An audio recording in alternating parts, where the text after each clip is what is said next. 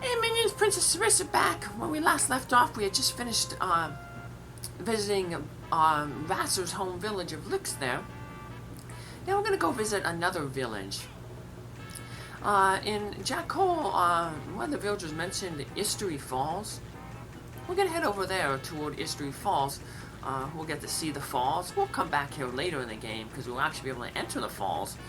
But the main reason we want to come over here is we want to come to this village over here.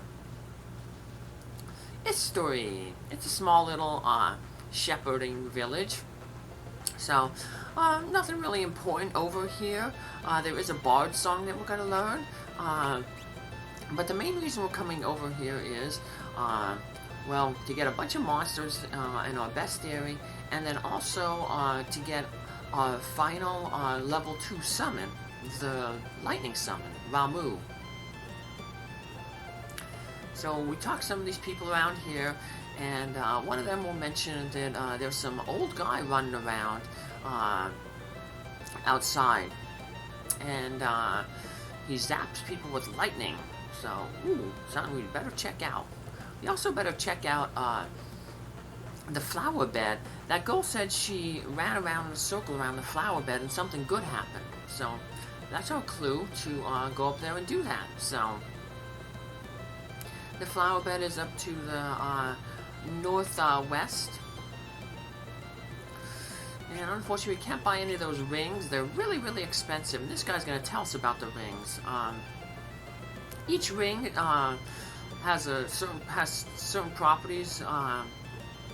They'll usually absorb the they'll absorb the element that they're named after. They'll be weak against the opposing element, and then they'll resist a third element. It's like that guy said, flame. Flame absorbs fire. Resists cold, is weak against water. So, rings will be more important towards later of the game when we're able to actually afford them, because they're worth a ton of money there. But yeah, if we walk around the flower bed there, this frog jumps out and gets us the toad spell. Black magic spell, so we don't get any use out of it, but like I said, I'm showing off all the things here, so that's why I wanted to do it. Magic here, once again, we're not going to be able to use any of this magic, but just showing you what it is. A bunch of time magic.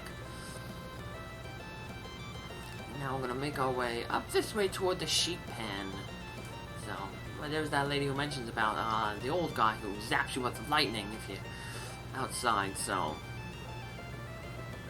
Now, this girl mentions the sheep in the upper left corner. There he is. If we stand behind him, he's going to give us a kick, and he's going to kick us over the fence to talk with that bard up there. And that bard is going to give us another bard song. Once again, we're not going to be able to use it, but if you are using bards, this is a good song to get. So it is the Romeo's Ballad.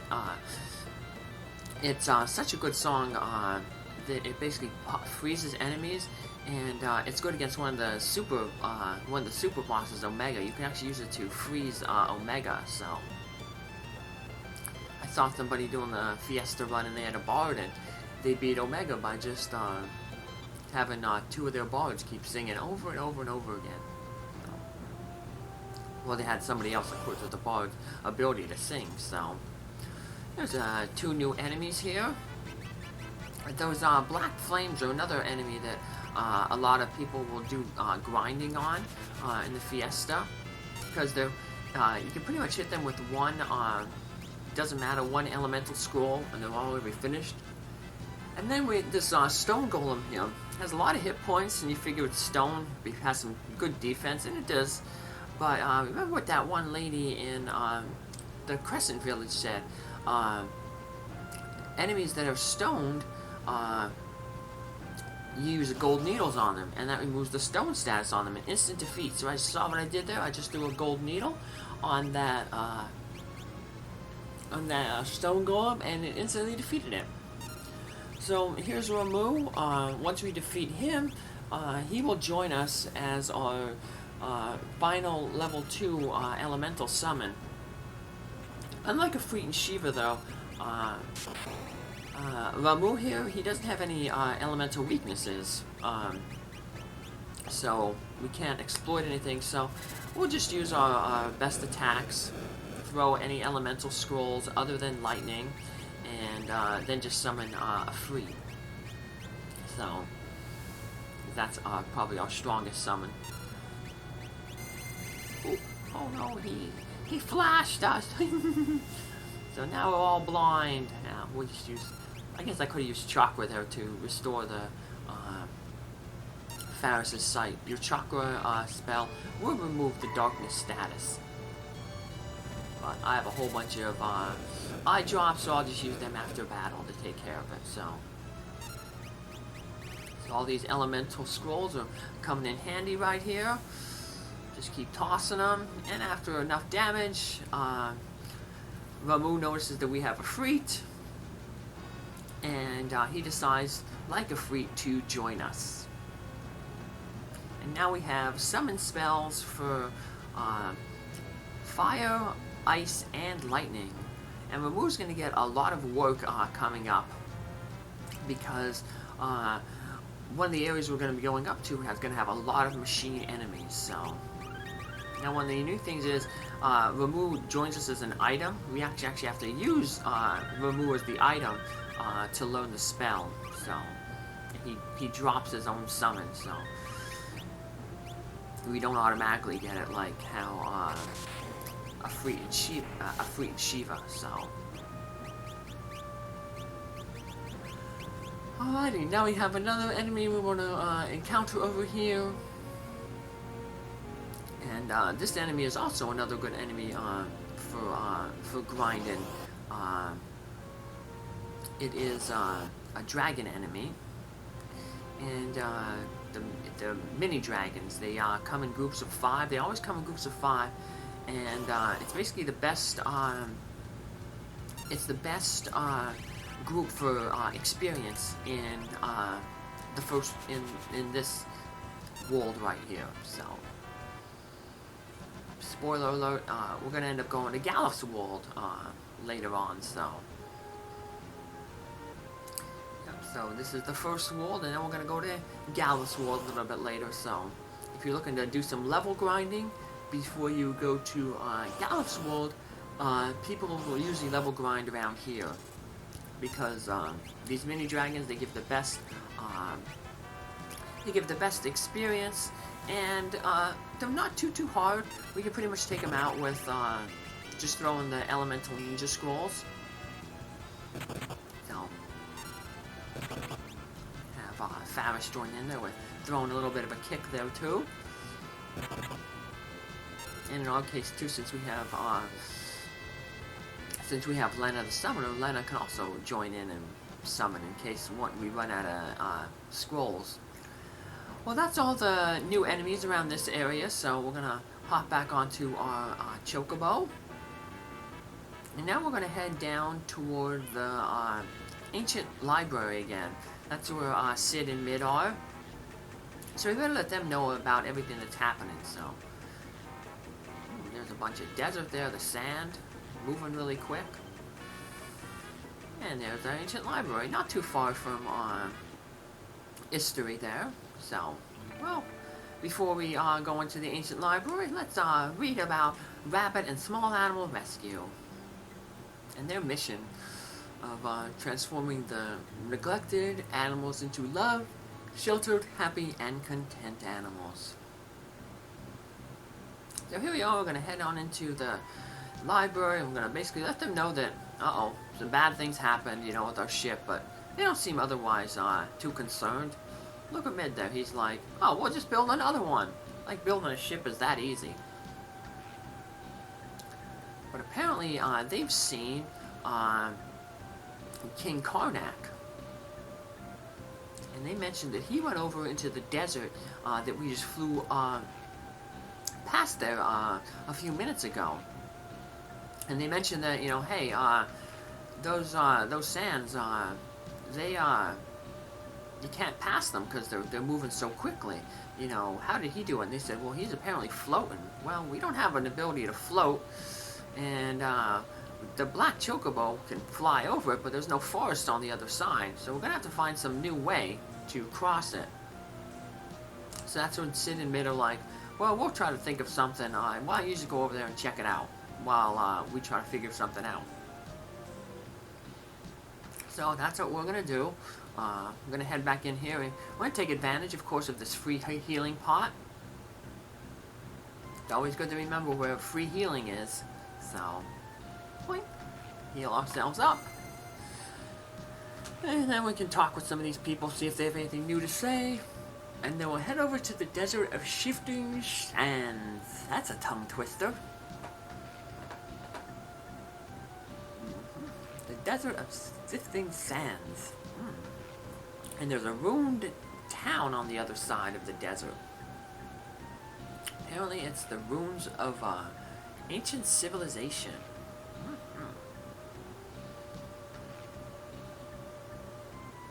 Yep.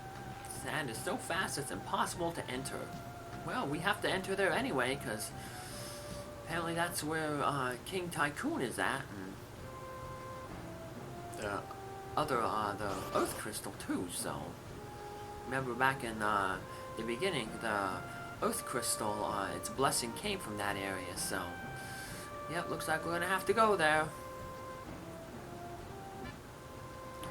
Get through some random battles. More random battles. And here we are in the desert. Ooh, we try to walk in there and look, it's pushing us back. So we're gonna have to find some way to get past these sands that keep pushing us back.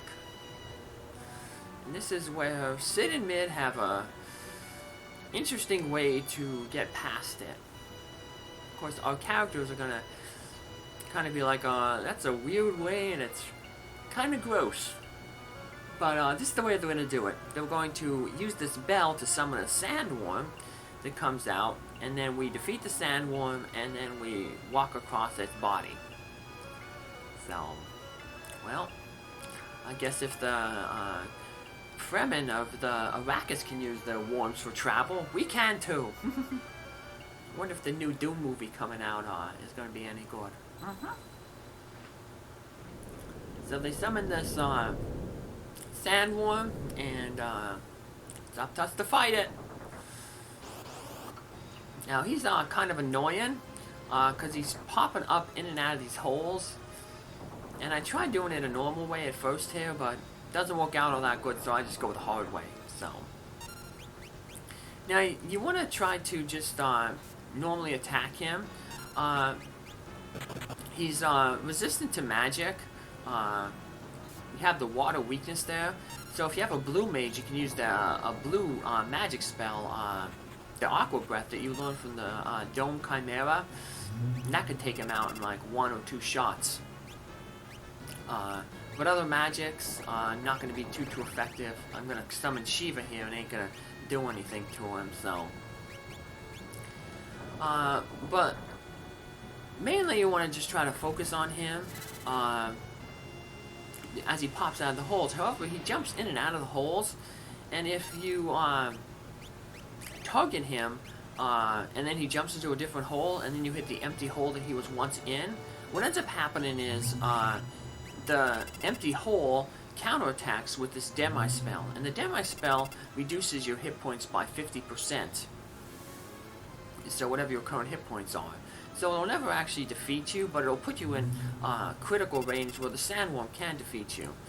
So I didn't want to avoid using those water skulls at first, because I'd be eating 2 of the Demi counters every turn, but he keeps moving out of the way from my physical attacks, so I was just like got impatient. I was like, nope, I'm just gonna throw scrolls. So,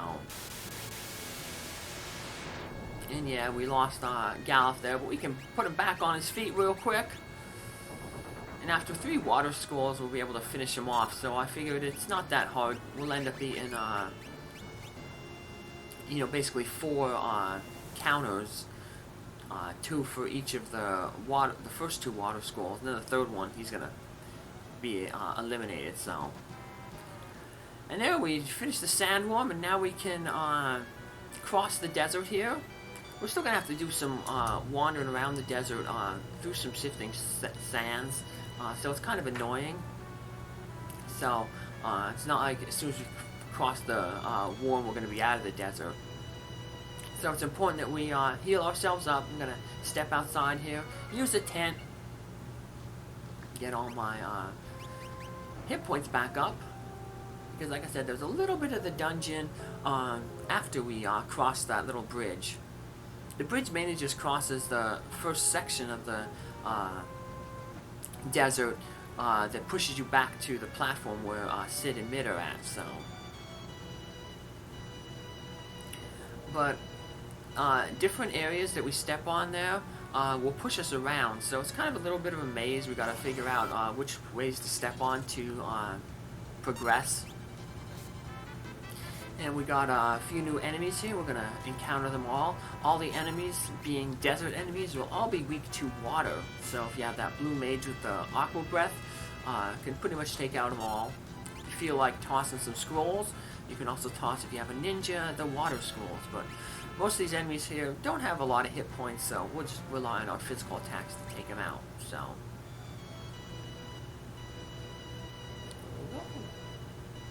Almost toward the end here. We'll see where the cactuses there show the exit. So, second new enemy here, the sand killers. Once again, weak against water. So, if you want to waste your scrolls, you could. But as you can see, they're not too tough. They fall pretty easily. Every time you see that X in that, I guess it's Japanese kanji that pops up there.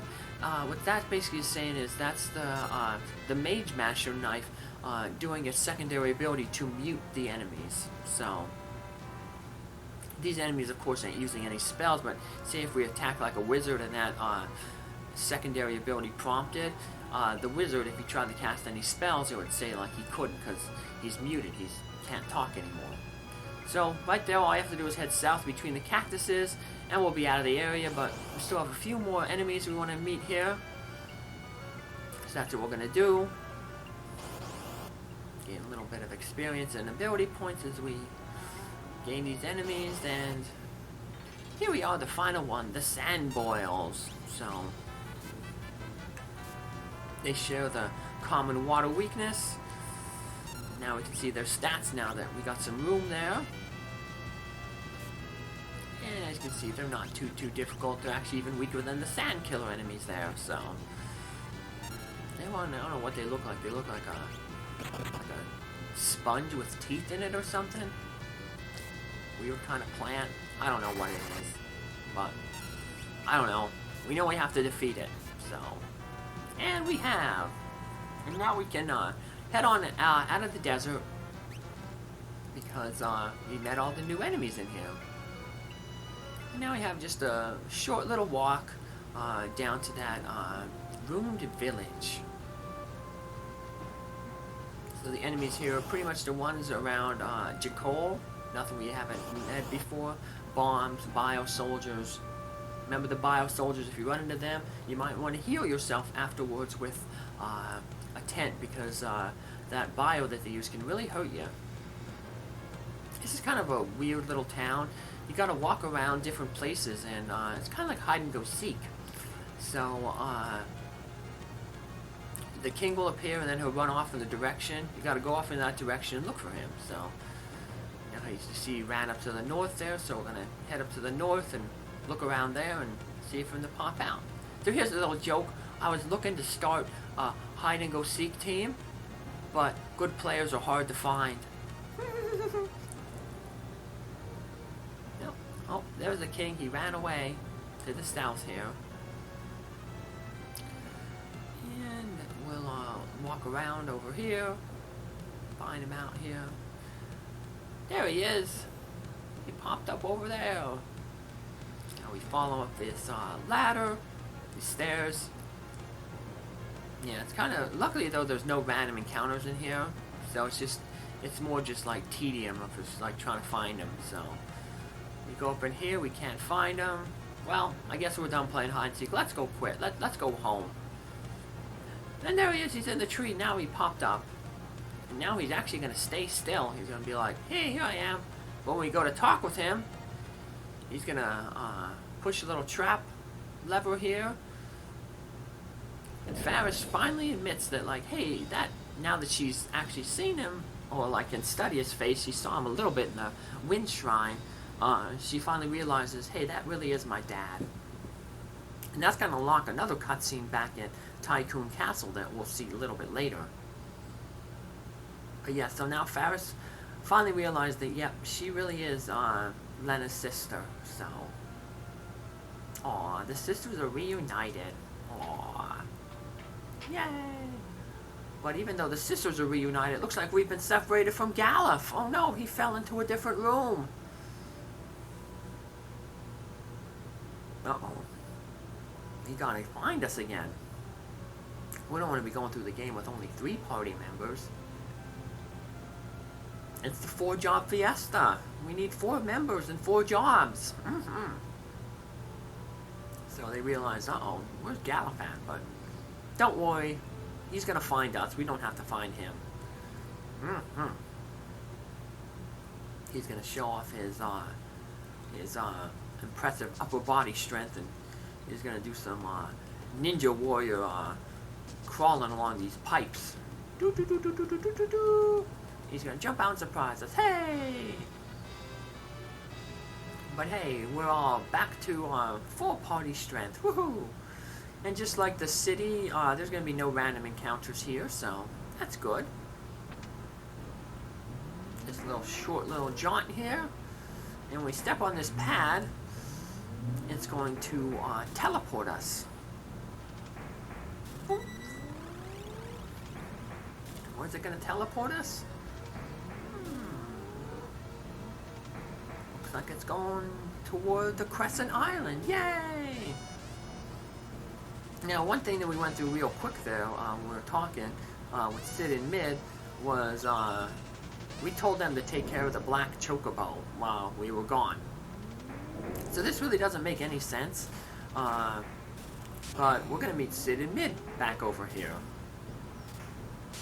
Because they decided, oh, we'll take the black chocobo home. But if they take the black chocobo home, how are they going to get back home, if you think about it? Because they flew all the way to Crescent to get to the forest, but there's no boat there for them to get back home. So, I don't know. It's not like they can build a ship. I know they said they can build a ship, but it's not like, you know, there's going to be a lab of materials over here to build a ship. So, I don't know. But I guess the game had to get Sid and Mid back to us some way. So, yeah. Best not to think too much about it, minions. Don't be overthinking it like me. This game is just kind of silly. Doesn't take itself too seriously. So let's just forget that Sid and Mid did something really dumb there that really doesn't make any sense. So when we push this switch, that's gonna cause a hole to appear in the ground where Sid and Mid are at. Uh-oh. What's that shaking? Whee! Thunk. And they're gonna rejoin us down here, but not right now. Through the north there is where we can find Sid and Mid, but we're gonna go down this way first. So we got some treasure here. There's a free healing down there, that beds down there. Every time you enter that center room, it gives you the option to heal up. But we're gonna go on this little wild goose chase, because one wild goose chase in that city wasn't enough. So we want to get that treasure, but if we press that button there, it tells us, nope, go find the plants in the center room. We'll just select no, because we don't need the rest right now. We gotta check these plants out. Nothing in the pots. Down here, if you check the plant, then there's another place to go. It says, hey, head over to the room on the right. Then we head over to the room on the right, and it says check the notepad out, so we'll look at the books. And here we go. Major look! Nino. Like I said, this game is kind of silly.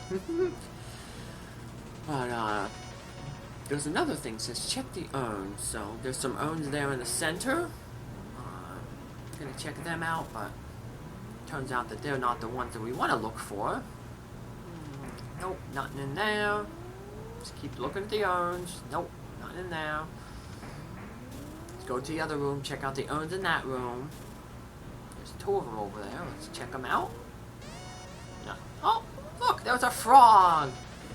He bumps the bookshelf and the book falls out. And it basically says just go down 4 and go down 6, right 4, which puts us right in front of the switch.